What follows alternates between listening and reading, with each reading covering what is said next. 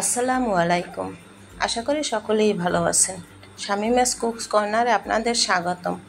আজকে আমি খুব মজার একটি রেসিপি নিয়ে এসেছি, আর সেটা হলো কাঁঠালের বিচি দিয়ে চিকেন। খুব অল্প সময়ের ভিতরে এবং অল্প মশলা দিয়ে তৈরি করেছি। আশা করি আপনাদের ভালো লাগবে।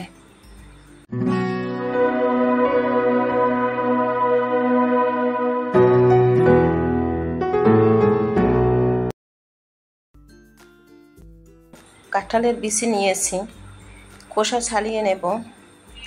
এখন আমি এগুলো ভিজিয়ে রাখবো সারা রাতের জন্য। এখন এগুলো আমি পরিষ্কার করে নিয়েছি। দেখুন,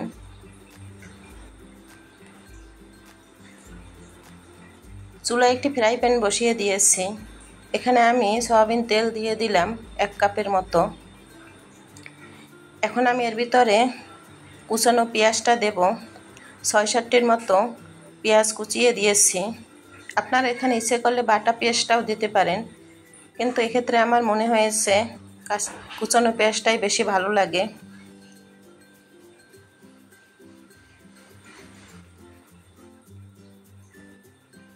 এর ভিতরে আমি এখন 3টি এলাচ, 3টি দারচিনি, 2টি তেজপাতা দিয়ে দিলাম।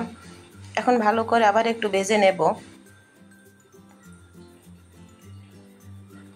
কিছু সময় ভেজে নেওয়ার পর এখানে আমি সামান্য পরিমাণে পানি দিয়ে দিচ্ছি, যেহেতু আমি এখানে শুকনো উপকরণগুলো দেব। এখন এখানে 1 চামচ পরিমাণে আমি আদা বাটা এবং 1 চামচ পরিমাণে রসুন বাটা দিয়েছি। 1 চামচ পরিমাণে মরিচের গুঁড়ো দিলাম। 1 চামচের মতো হলুদের গুঁড়ো দিয়েছি। ধনিয়ার গুঁড়ো দিয়ে দিলাম 1 চামচের মতো। জিরার গুঁড়ো দিয়ে দিলাম 1 চামচের মতো। এখন আমি স্বাদ মতো লবণ দিয়ে দিচ্ছি। এখন এই মশলাগুলো ভালো করে আমি কষিয়ে নেব। মশলাটা আমি যত কষাবো খাবার স্বাদটা ততই ভালো লাগবে। তেলটা যখন উপরে আসবে, কষানো হয়ে যাবে, তখন আমি চিকেনগুলো দিয়ে দিলাম। চিকেনটা দিয়ে ভালো করে আবার মিশিয়ে নিচ্ছি। 2-3 মিনিটের মতো আমি চিকেনটা ভালো করে কষিয়ে নিচ্ছি। এখন আমি এর ভিতরে কাঁঠালের বিচিগুলো দেব। কাঁঠালের বিচি যেগুলো বড় ছিল সেগুলো আমি মাঝখান দিয়ে চিড়ে নিয়েছি, যেন তাড়াতাড়ি সেদ্ধ হয়ে যায়। কাঁঠালের বিচিগুলো দিয়ে ভালো করে আবার কষিয়ে নিচ্ছি।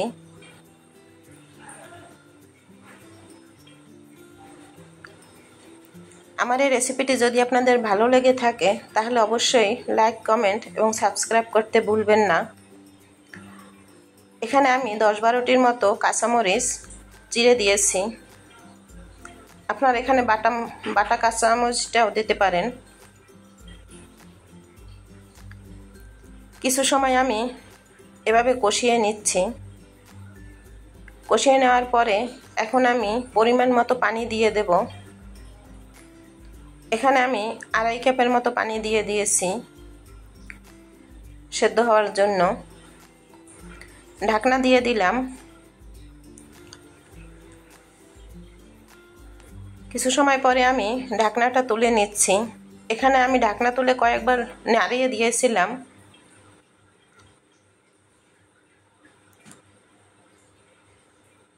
রান্নাটা প্রায় শেষ হয়ে এসেছে। এখন আমি উঠাবার আগে এখানে আমি গরম মশলা দিয়ে দিয়েছি 1 চামচের মতো। গরম মশলাটা দিয়ে ভালো করে আবার একটু মিশিয়ে নিচ্ছি।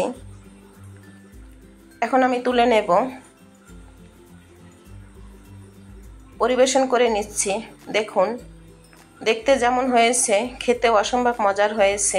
আর যারা কখনো কাঁঠালের বিচি খায় না, এভাবেই রান্না করে একবার টেবিলে দিয়ে দেখুন, দেখবেন একেবারে চেটেপুটে খেয়ে নেবে। আমার এই রেসিপিটি যদি আপনাদের ভালো লেগে থাকে অবশ্যই লাইক, কমেন্ট এবং সাবস্ক্রাইব করতে ভুলবেন না। সকলেই ভালো থাকবেন। আল্লাহ হাফেজ।